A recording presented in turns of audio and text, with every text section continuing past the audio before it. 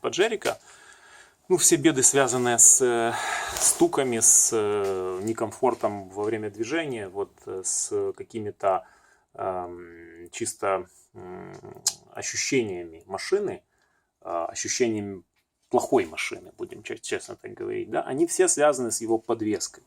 То есть подвеска у него, вроде бы она и правильно сконструирована, да, то есть там и двойной рычаг, и далеко находится точка опоры стойки от колеса, от кулака, да, то есть не в сам кулак вроде бы упирается. И сзади у нас тоже длинные рычаги, вроде бы и все бы хорошо. Но проблема в том, что эта подвеска, она в 2 раза жестче, чем нужно этой машине. То есть вот я становлюсь на машину, да, сейчас вот, и стою на ней. Вот я стал, у меня вес 84 килограмма. Вот я становлюсь на машину. Дай бог, если она проседает на сантиметр под моим весом, да. Дай бог, если на сантиметр. Я становлюсь вот на порог. То есть, по сути, водительскую нагружаю сторону. Вот посмотрите, как это выглядит. Вот. Может сантиметр, да. Вот я ее пытаюсь раскачать. Играет резина, работает резина сейчас, но не работает подвеска. То есть подвеска дубовая. Такое ощущение, что там вместо пружин просто арматура зашита.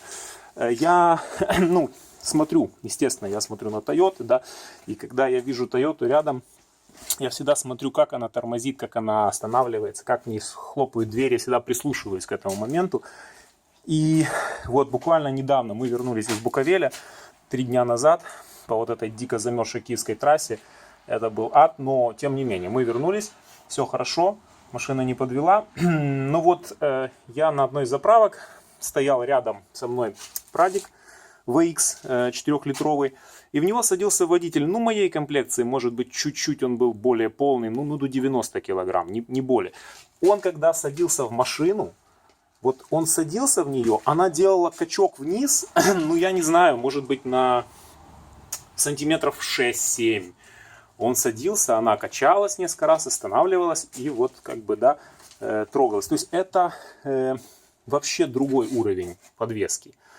Кто говорит, что Паджеро рулится, управляется, то есть, вот эти все красивые слова, ребят, не рулится, не управляется. Это большой сарай, тяжелый, на жесткой подвеске, которая не отрабатывает нормально неровности. Он козлит и прыгает. То есть на нем комфортно можно ехать 20 км в час по грунтовке с перекатами, без особых трещин каких-то, да.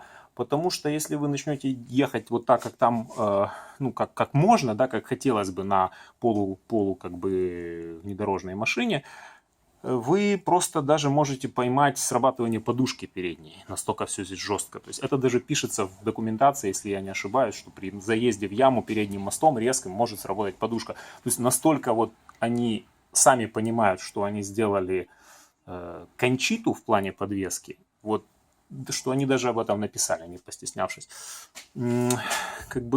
Проблема этой машины, что ее пытались сделать для хороших дорог.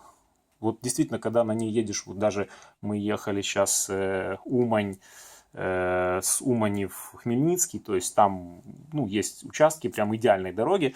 Да, 100-110, ты едешь, ощущение, что машина стоит просто на месте. Там любая машина будет так ехать, любая, потому что дорога идеально ровная.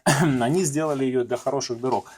Да, если взять предельный поворот, предельную скорость, для этих машин я имею в виду, и повернуть на Прадо и на Паджеро, Паджеро, наверное, удержится на этой дороге, лучше, чем Прадо. Может быть, Прадо перевернется, Паджеро не перевернется. Я думаю, там лосиный тест какой-нибудь, да, может быть, они проходят лучше Паджерики, чем Прадо. Ребят, откровенно, кто на этих машинах ездит больше 100 км в час? Какой нормальный человек? Хочешь гонять, купи седан. Да? То есть эти машины, обычно сзади сидит 2 или 3 детей, жена, куча вещей, сверху какие-то лыжи, там у меня вот доска для серфинга, какие-то, приблуды, машина перегруженная.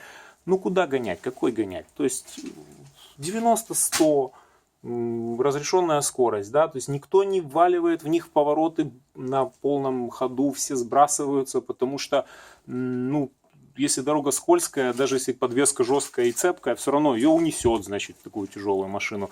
Ну, не будет никто так ездить. Поэтому это не X5, не Cayenne. Все равно, как ты не дави на него, все равно Cayenne, X5 будут веселее, лучше, да, в этом отношении. Да, тот же Touareg будет лучше. Другой вопрос, что, ну, пыжится что-то из себя. Вот я там еду лучше, чем Prado. Да понятно, ты едешь лучше, но ты приедешь как Пинчекрякова, согнутый, и уши будут вот такие, как у слона, пухшие, потому что, ну, ты этот весь стук будешь слушать в салоне всю дорогу, а человек из Prado выйдет, грубо говоря, и, ну, как бы вышел и пошел, он каждый день так выходит. Я сейчас, опять же, не в смысле, что вот все бросайте Паджеро, покупайте Prado, нет. Ну, Prado просто стоит дороже. Prado стоит дороже, поэтому как бы надо к этому с пониманием относиться. Я не могу себе сейчас позволить Prado этого года в таком состоянии, как у меня Паджеро. Это надо еще там, ну, 5 добавить, да, не наших денег. И, соответственно, ну, я не готов. Но я когда-нибудь, я надеюсь, что это у меня получится. Вот такой вот у меня манифест. Собственно, дальше будем добавлять по ходу. Что-то еще обнаружу, обязательно скажу, сообщу, расскажу. Всем пока.